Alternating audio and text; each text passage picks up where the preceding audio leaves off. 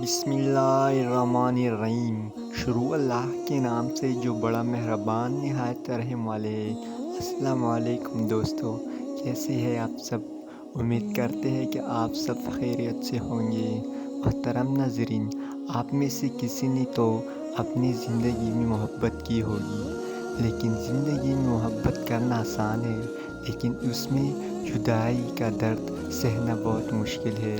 اور آج آپ لوگوں کو میں اس جدائی اور نفرت سے دوبارہ محبت پیدا کرنے کا ایک وظیفہ بتاؤں گا، جو آپ لوگوں کو اپنے محبوب کے ساتھ زندگی گزارنے کا ایک سبب بنے گا۔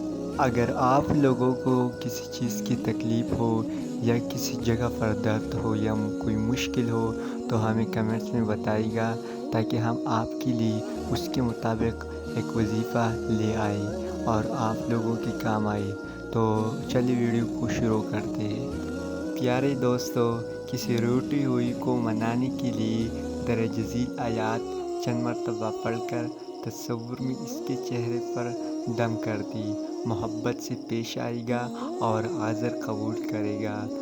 وَتَمَّتْ کلمات ربک صدقا وعدلا لا مبدل لکلماتہ وہو السمیع العلیم۔